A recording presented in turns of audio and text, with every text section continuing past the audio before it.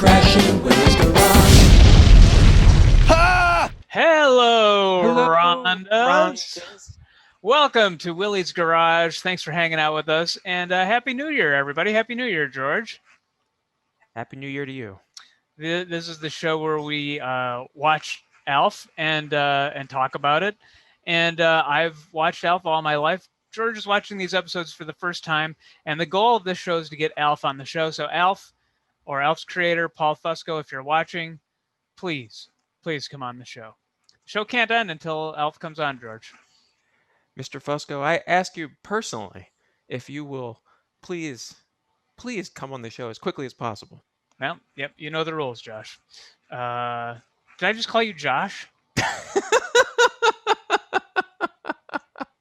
You know what I was looking at? I was looking at my script and I had the word Josh in there. And here's why. Let me tell you why, Josh. Because I was looking up ALF New Year's things because I thought maybe he went on Dick Clark's, countdown, watching the ball drop or something. He seems like he popped up everywhere. ALF was on Hollywood Squares, the Macy's Parade. Why wouldn't he be on NBC's Countdown or whatever it was? I know Dick Clark was ABC, but I couldn't find anything. But I did find a YouTube video with 9 views by a guy named Josh. And he did his ALF New Year special. I thought I'd show you a little bit of that.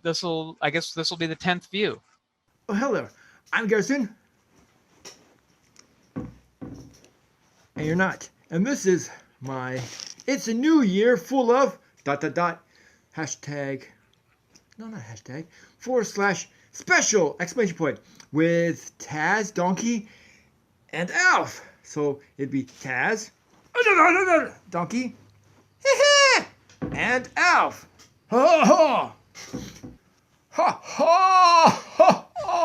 Anyways, let's get to what I think of the new year, 2018. Today is January the 3rd, 2018. Come on, baby. You know you were born to rock with me. Alf, alien life form.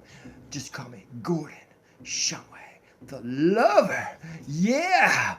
Ooh, yeah. No. That's too much. Anyways, I hope you have a happy new year. All right. Hope you have a happy new year. Wow, that was my favorite Kyle Mooney character. I know, and he calls himself Garrison, but his name's Josh on the YouTube page. But yeah, it went on like that. He does does some characters, and he did his own New Year's special.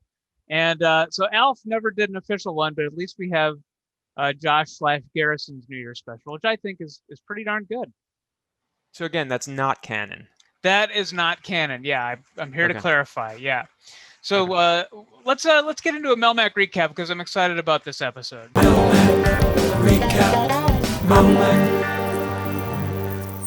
All right, this one is episode 13 of ALF. It's called Mother and Child Reunion, based on the Simon and Garfunkel song. And I heard a story about this, George. Maybe correct me if I'm wrong in this, but Paul Simon said in an interview that he wrote the song Mother and Child Reunion because he saw that on a Chinese menu as like an item, and it was a chicken with eggs. So Mother and Child Reunion. It's kind of morbid when you think about it, but especially if you're a vegan. Yeah, especially then. But so anyway, but this one is about Kate's mother. Her nagging mother comes to visit, and that just seems like the classic sitcom cliche, doesn't it? They're hitting all the notes. It's the first season of a 80s sitcom. You got to do that. And so it turns out that Kate's mom is played by Ann Mira. And let me just play the opening. This is like the cold open of this episode. And then we'll talk a little bit more about Ann Mira, the wonderful Ann Mira. Mom! It's so good to see you. It's my mother. Grandma? Not your grandma, Lynn and Brian's grandma. Huh. What brings her out this way? Ow! The kitchen, now! All right. Willie, grab the pasta maker. Just go. Who's at the door? Grandma. Where is she? They're making her stand outside. Get out. Go!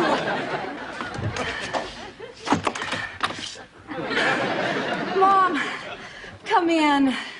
Are you sure? What was Alf doing here, George? Do you know what he's got? He's got tongs, eggs. Was he making pasta? Is that what he's doing? I'm not sure, but I do remember that from like Radio Shack. Oh yeah, those little That's a very grabbers. that's a very Radio Shack toy. No, I had no idea what he was doing. Yeah, maybe I just kind of like the non sequitur. And he says, "Can I bring the pasta maker?" And he's just got this weird. I guess that was just some business to give to Alf at the time. Yes. But let's talk about Ann Mira. She's part of a famous comedy team, and George, you put together a little update. Maybe update's the wrong word, but overview. Overview, profile. So Kate's mother, as you said, is played by Ann Mira, who was a great trailblazing comedian. And if you're from our era, you might remember her from the movie Fame. But she had a long and storied career before that. She was born in New York in 1929, and she pursued drama until she met comedian Jerry Stiller in 1953. And they were mainstays as a comedy team in the comedy world for years. And of course, you know Jerry Stiller probably from as George's dad on Seinfeld. But Ann Mira was an actress and writer on film and TV with dozens and dozens of credits, and she was nominated for multiple Emmys and won a Writers Guild Award. And you may also know her as Ben Stiller's mom. And she passed away in 2015. Yeah, I mean she's great, and she kind of is relegated to the nagging mother in this episode, but she still gets to be funny, and she has some good lines, and yeah, very funny, and like pretty big name I would think for Alf in 1987 as a guest star. I'm sure it was promoted that way, but in the episode they of course have to hide Alf from the mother, and so he is sequestered to Willie's garage. Not a bad place to be sequestered, at least in my estimation. That's where I am. And here's where Kate and Lynn bring Alf some food. Alf, I can't confront my mother. Why not? I don't know. Oh, watch this, because I think when you're puppeteering, if you don't have the right, monitor, it's hard to grab things. So Paul Fusco, I think, is the right hand, and he's having trouble grabbing the corn on the cob here. So that's why I included this clip. Don't know. I guess it goes back to my childhood. You see, I was an only child, and I think that my mother was overprotective of me. In fact, I think that she loved me too much. Why am I telling you this? I don't know. I'm barely listening. Then you ate all my banana bread. Oh, I'm sorry. It was great. Mom, do you think you could get the recipe from Grandma? It wasn't that good. No, I don't even know why I said that. Oh, good save. The mother cooks better than Kate too. Is kind of showing her up on that. What do you think about my theory that he couldn't grab the corn because he couldn't see it? It's something that only Paul Fusco can tell us. Come on, can Paul. Tell for sure if he please, for everybody's sake. So Alf, come on the show. He tells the Tanners that he wants to just spill the beans so that he isn't, stuck in Willie's garage. He wants to be able to eat and hang out with the family. And he says, I'm going to just hang out in the kitchen and wait for her to come in and do it that way. She's going to be having a midnight snack. And they say, don't do it that way. But of course, Alf's will be Alf. And he confronts her that way regardless. Hi, Grandma. Oh, my God. Have a seat. Who are you? What are you? A little background.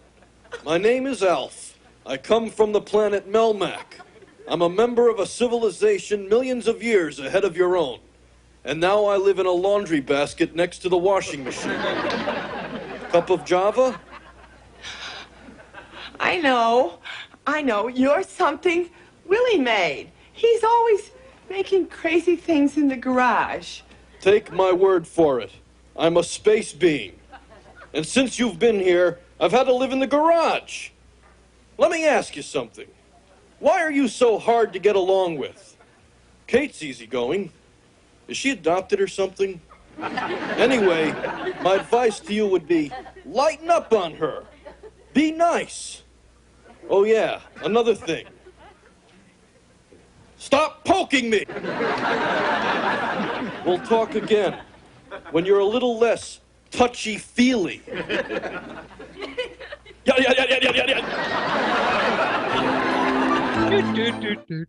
And there, he was doing the classic, Alf pose going into commercial there. I think we have to do that at the end of every episode from now on, George. Done. Well, so what happens is Alf is he basically has a heart-to-heart with the mother and tells her that, hey, look, I'm going or you go, and you need to lighten up on Kate. And Kate finally has the guts to tell her mother how she feels, and the mother, kind of hugs her and says, "I'm sorry." That's sort of how it ends. And at one point, Alf does tell her to mellow out, which I kind of like that. What are your takeaways from this episode, George? Well, there are a few things. One is that I was surprised they didn't go in the direction of pretending Alf was like a sentient robot that Willie had created. I was sure that's where that was going. Yeah, because she mentions it. Willie's always creating things. Yeah. Yeah, that's a whole show right there. And let's see.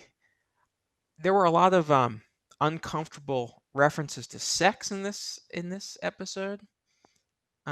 Such as? And in fact, while they're just Alf had been hiding under the bed and made reference to the fact that he'd say he'd been there for days, and either Willie or Kate says, "Oh, were you there Sunday night?" And that alone, I thought, well, that's really skirting this for a kids show. And then there was like a really raunchy reference.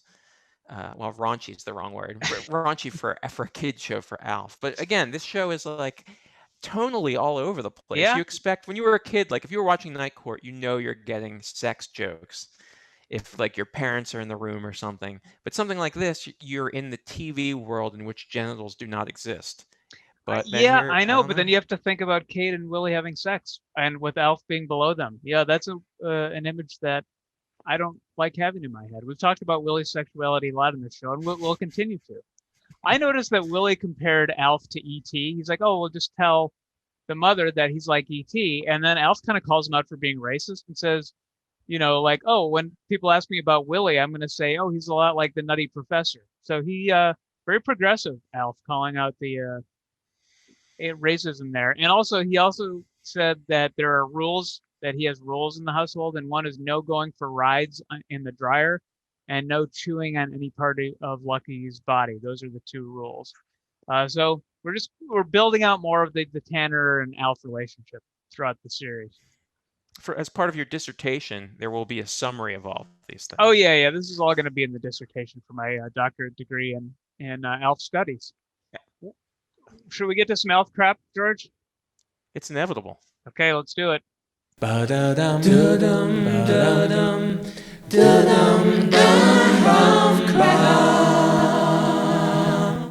I've still not run out of Alf crap yet, and I've had this for a long time now. This is the Alf board game.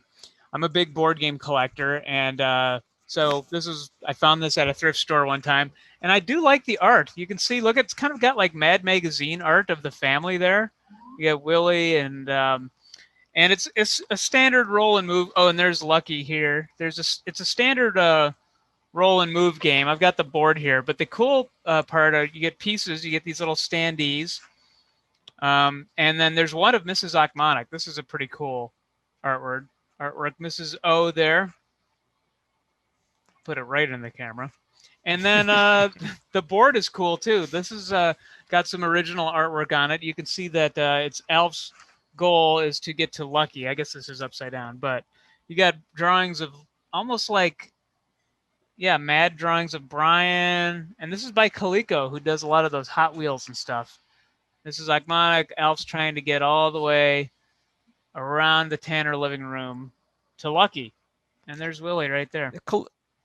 Coleco must have had a license for several items, right? It wasn't one of the talking Alfs at Coleco? Yes, they did. They got the Alf license. So, yep, Coleco. I wonder if there is a big wheel of no, I don't think there is. Like, not a big wheel. You'd be taking it around town if I know. there was one. Well, I'm going to look into that for next week's Alf crap. What do you have? Well, I'm going to show you something I found on eBay, and you can tell me what do you think this is? I know this answer. Okay. Well, think about it at home because you're wrong. it is horrifyingly in a sort of Silence of the Lambs-ish photo. It is a it is a sleeping bag, but it looks like the flayed corpse of the cop up in when Hannibal Yeah. Lecter escapes in the museum. You have to fillet Alf to be able to sleep in him. Yeah. I know, and it's tiny. I've looked at the dimensions on this before. I would still love it. I mean, it's a great showpiece. But yeah, it was For Marty. I know. Yeah, I know that the Alf sleeping bag. I don't know if it's this one, but another one came in a carrying sack, and I have that carrying sack that I use as a gym bag. Actually, it's holding my roller skates right now, but I don't have the actual sleeping bag. So this is a great one. I would love this piece of Alf crap. I have, What do you have? Another physical item. This one is actually was sent in, and it comes from the UK, believe it or not. This is an Alf pattern. This is on the cover of a pattern book called Soft Toys Knit and Crochet, and you can see it has a bunch of items in there, but especially Cuddlesome Toys to Win Your Heart. And it says, one thing is definite, this must be just about the most popular monster since the days of fairy tales, of that both big and small are sure. Well, what does that mean? He's not a monster, he's an alien. But this shows how to make Alf using knitting and crochet tools, and boy, oh boy, I want someone to make this for me. Look at this. Well, I believe there are some talented Rondas out there who There are, I maybe know. Yeah, like Sally can knit, I believe. She's a viewer. But let's make an Alf soft toy. I think that's my goal for 2021. aim high. I will. So this is I think this is some modern ephemera, and I don't think this is licensed. This is I'm not a big fan of this style of T-shirt. They have these for every John sort of, and like Paul if there was and George and Ringo and yeah. Right, but I think it took off with like Mad Men, that era, like early 2010s. Yeah. And I think of course this is the stock photo that every T-shirt on this website. Yes. These same people are wearing the same. I like to picture that these t-shirts. multicultural models are really into Alf, even though they're like 20. Well, I was thinking we should have one that just says Nick and George and Alf and Alf and Alf and Alf, but it runs down to the end of it goes past the bottom of the shirt. That's it. Maybe onto a pair of pants. I don't know. Sure. Yeah, that's it. I'm making those shirts, George. That's a great idea. I love it. This is a prized possession. This is hanging in my bathroom. George, you've been at my house. I don't know if you've seen this one. This is a style of art from the 80s that is, they would put like aluminum foil behind a piece of plexiglass. You can see that it's got Alf. He's wearing sort of a bolo tie with a microphone. It's very reflective. He's got an earring here, which is a nice touch. A bandana. And it has a name on here. It's S. Ballantyne. So I did some George-like research. I looked up an S. Ballantyne that would have been around the age to make this art, probably like, 13 to 16, and would have been around in between, 86 and 1990 when Alf aired. And I found somebody. I found S. Ballantyne's a woman in New Jersey, and I emailed her and have not heard back. But I'm holding out hope. So S. Ballantyne, if you're out there as well, please take credit. I found your artwork. I'd be willing to give it back, but I just want to talk to you about it, what your inspiration was. It's incredible because if you go into a Greek Orthodox church, they have these pictures of saints, these icons where the exterior, there's like the image of them, and then surrounding them is like, I guess, a really thin layer of silver that's like hammered in, and that's exactly what that looks like. The first church style of Orthodox Alf. Yeah, it's so bizarre to see. Like, it's creepy to see. Well, you always do an Alf tattoo to close out. And we have a new jingle by Joe Blevins. Why did I get me an Alf tattoo? What kind of trauma was I going through? Instead of Papa Smurf or Mr. Magoo, I got an Alf tattoo. Alf tattoo. I have to hide it in job interviews, and now I'm singing the Melmacian blues. blues 'cause of my ALF tattoo. I love that jingle. I'll never get tired of it. Me either. Bob Seger, ALF style. Well, if you remember the episode in which Alf sang "You're the One Who's Out of This World," Who could forget? here I believe is an image based on that when he looks a little bit like Bruce Springsteen. You knew that was history in the making, and clearly somebody wanted to emblazon that on. I can never tell. A leg? Elbow or leg? Yeah, I don't know. Yeah, I think it's okay. a leg because that looks more like a calf than a forearm at the bottom. Yeah. But either way, a terrible idea. But yeah. I do like the art itself. But you, this isn't you. No, I don't think so. I think I would have to draw it. I mean, I do like it because it's the Burger King puppet, and it's obviously it's. I don't know. You know what I might do if I were to get an ALF tattoo? It might just be the letters, the logo. Just kind of the outline of the ALF somewhere. I think that might be subtle. Might be the way to go. But well, let me just say, Nick, you're the one who's out of this world. Oh, thanks, George. Or should I call you Josh? I was looking at the guy's name is Josh, and I was thinking too fast. Well, next week, everybody, ALF writes a soap opera. I mean, it's exactly what you want. You want ALF behind the scenes, putting the words in the mouth of soap opera actors.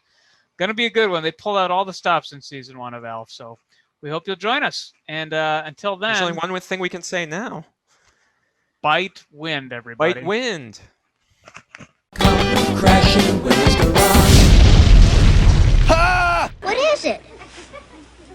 A muzzle. Ah!